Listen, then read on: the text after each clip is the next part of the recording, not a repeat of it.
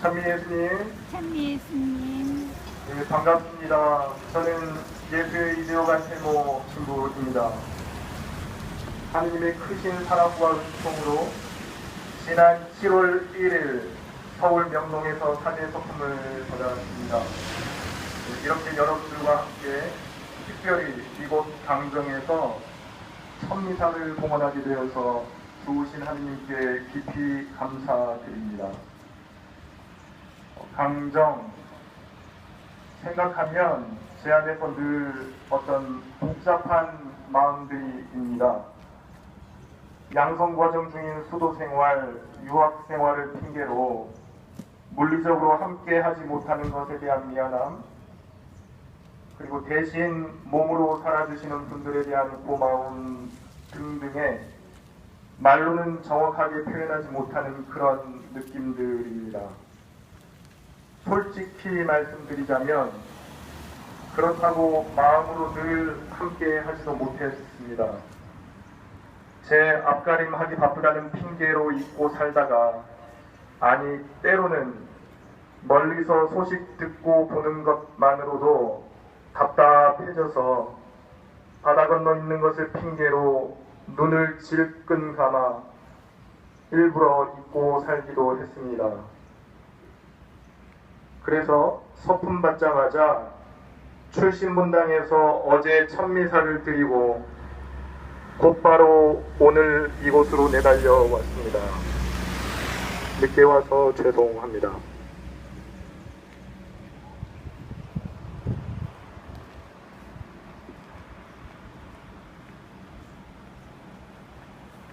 참고로 저도 제주 사람입니다. 저는 부자 출신이고, 저는 제주시에서 나고 자란 제주 토박이입니다.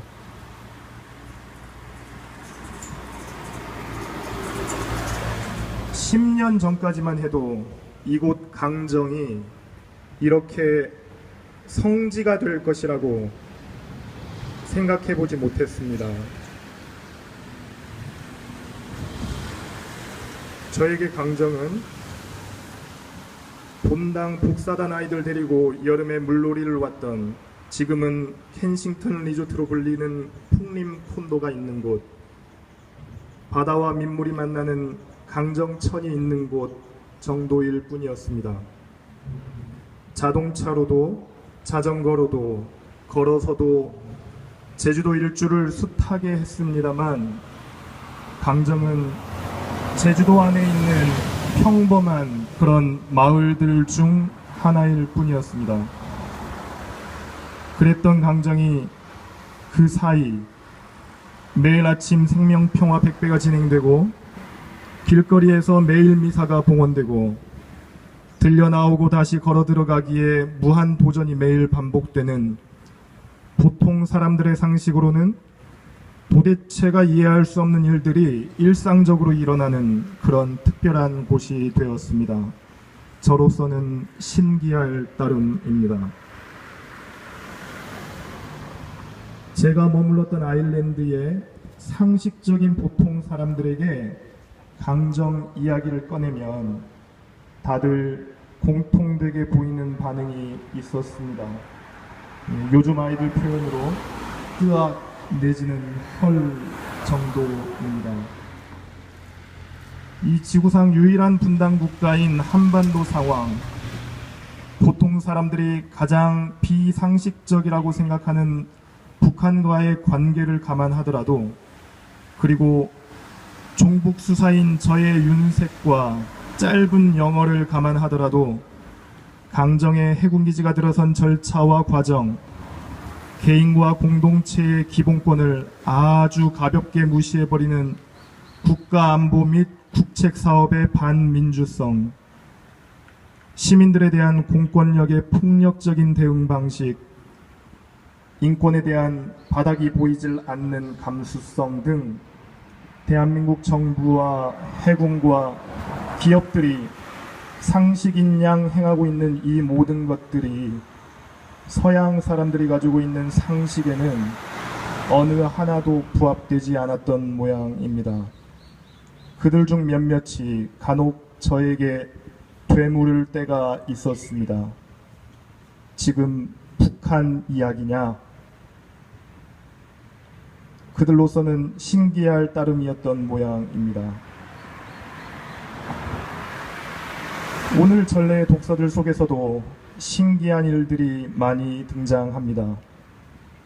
절박함과 간절함을 지닌 이들의 청원을 주님께서는 들어주셔서 12해 동안이나 혈루증을 앓던 여인을 낫게 하시고 회당장의 딸을 살리시는데, 그 신기함을 알아보지 못하는 이들, 하느님의 상식을 이해하지 못하는 군중은 이를 비웃습니다. 붙잡고 의지할 곳이 하느님밖에 없는 사람들이 생명을 일구고 희망을 틔우고 하느님으로부터 기적을 이끌어냅니다. 형에게 갈 복을 빼앗은 덕분에 두려움에 가득 차 먼 친척에게로 도망치듯 신부감을 구하러 가고 있던 야곱이 천사들이 층계 사다리를 오르내리는 신기한 꿈을 꾸고 땅과 후손들에 대한 하느님의 약속을 듣습니다.